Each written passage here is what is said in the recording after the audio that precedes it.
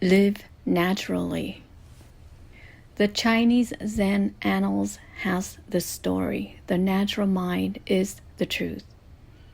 This is the story of how Zen master Nam Tuyen Phổ Nguyen, Nan Quan Puyuan, enlightened Zen master Jiu Jiao Tong Tam, Zhao Zhu Kongsheng. Zhao Zhu asked, "What is the truth?" Nan Quan answered, "The natural mind is the truth." Zhao Zhu asked, "Can we aim for this destination?" Nan Quan answered, "Aiming will make the destination further away." Zhao Zhu asked, "If we don't think about it, how can we know that it is the truth?" Nan Quan answered, "The truth does not belong in the realm of knowing or not knowing. Knowing is knowing incorrectly. Not knowing is lack of wisdom. If one has truly seen the truth, then right now is the vast and spacious emptiness. Why contrive right and wrong?" Upon hearing this, Zhao Zhu had a sudden spiritual realization.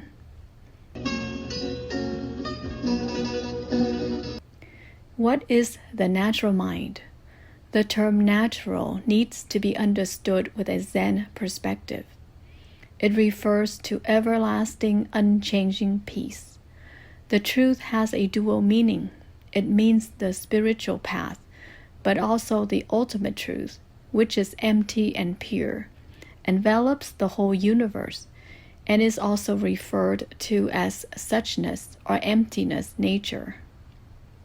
The sentence, "The natural mind is the truth," means that the essence of the mind is pure, vast, empty.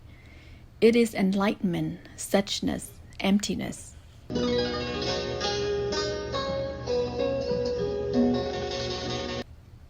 Zen Master Ma Tao, Mazu Dao Yi, once enlightened Zen Master Đại Ma Pháp Thường, Dame Fa Cheng, with this sentence, "Like mind, like Buddha."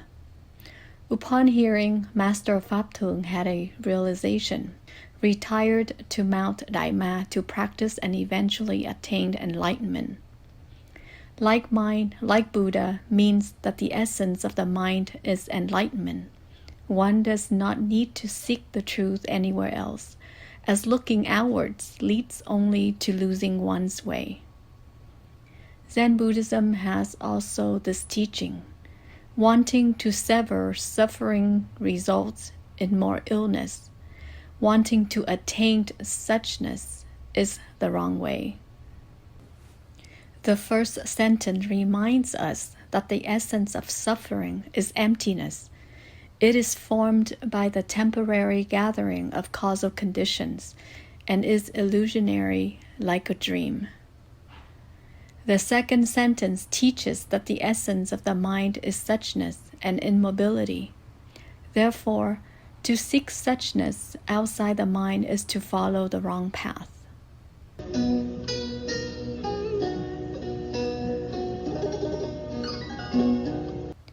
We may also recall the story told in the Angulimala Sutta. Angulimala ran after the Buddha and cried, "Stop, monk! Stop, monk!" The Buddha responded, "I have already stopped. Why don't you, Angulimala?" When Angulimala called on the Buddha to stop, he referred to the Buddha's body. When the Buddha replied, he referred to his mind, which has become immobile and eschews any harm to others. He asked Angulimala to do likewise, to take control over himself. Developmental Buddhism has this sentence, "The nature of the mind is pure, the world outside is polluted." What do these teachings all say? The general truth that the Buddha and Zen patriarchs reminded us is that our mind has purity as its essence and contains the seed for enlightenment. All we need to do is return to our own mind, recognize its essence, and develop the potential wisdom and noble qualities innate to all human beings. We cannot find our virtue and wisdom by turning outwards to other people.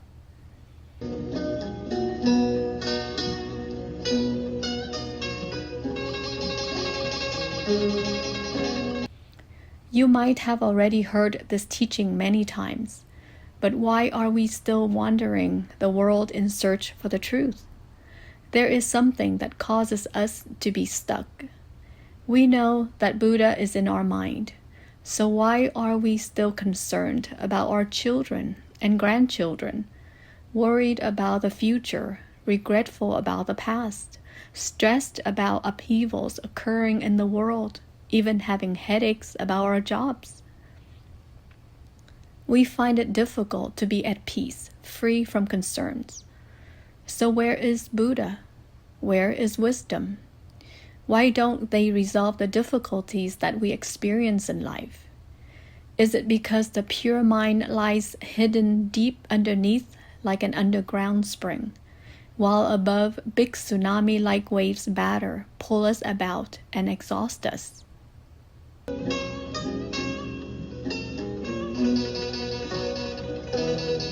My dear friends, for thousands of years, humans have been stuck at this very place. We are not alone in having this predicament. We have heard that Buddha nature is innate in each of us. So why enlightened people are few while suffering and worldly behaviors remain prevalent? Why is this so? There is a difficulty to describe thing that causes us to be stuck. It does not have a name, a form, a color, anything really. So how can we describe it? Therefore, some will see it and some won't. The Buddha and Zen patriarchs have tried to express it through many suttas and books, through many forms of explanation and metaphor, conventional truth and ultimate truth. Some masters have decided to keep silent, as more talk will not achieve anything. Some have entered nirvana, but some have decided to re-embody, to re-enter hell to rescue the ignorant. As we reflect and feel for the world, we are more grateful of the Buddha and all those who have come before us. They have endeavored to teach us knowledge and wisdom, have sacrificed themselves in defense of the territory, have poured their sweat to develop the land. They have all contributed to our own happiness and the happiness of those around us. What can we do today in order to look at the sky and not feeling inadequate? In order to repay our debt of gratitude, our highest duty is not to build big monuments, write hundreds of books, struggle for independence and freedom, or become a president, as these worldly achievements will inevitably turn to dust. Our highest duty is to practice spirituality so that this world has one less ignorant being. This is the highest contribution that one can make towards lessening the sea of suffering that has lasted from time immemorial.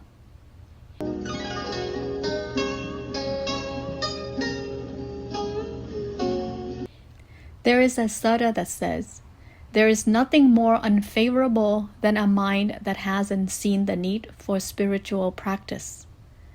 The sea of suffering is caused by minds that haven't seen the need for spiritual practice.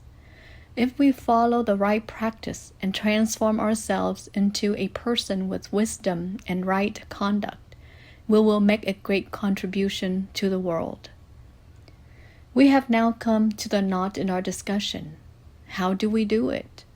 The answer is live naturally. The term naturally should not be understood in its ordinary meaning of a dissolute, undisciplined life. Naturally should be understood as living in accordance with nature, in harmony with the laws of change and transformation, impermanence, dependent origination, cause and effect, without resisting them. By doing so, we do not suffer when faced with aging, sickness, and death. We do not yearn for and desire things. We do not love anything exceedingly nor despise anyone. We are not attached to anything and therefore are free from anxiety and fear.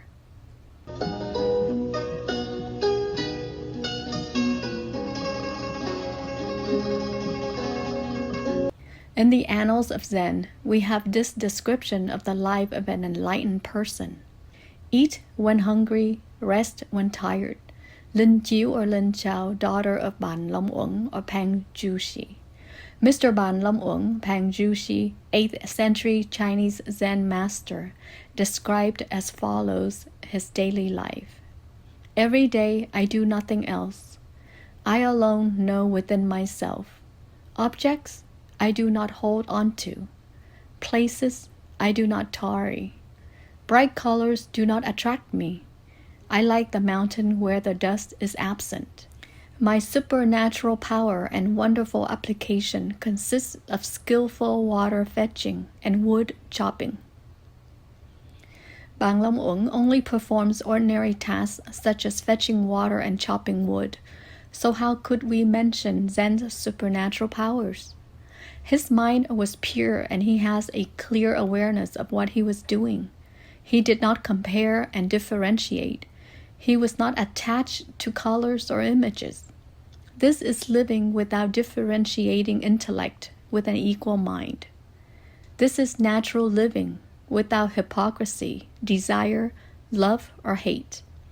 This is living by the pure essence of one's mind. This is living free from concerns and leaving this world free from concerns. This is living in full control of one's mind and leaving the world in full controls of one's mind, or entering Nibbana. In conclusion, spiritual practice is teaching the mind to return to its true, pure essence. Once the mind is purified, its light will shine forth. Zen Master Bachung, Baizhang Huaihai, once said, "If the mind is an empty land, the light of wisdom will shine forth by itself." Masters Hall, the 12th of June, 2021, Triệt Như.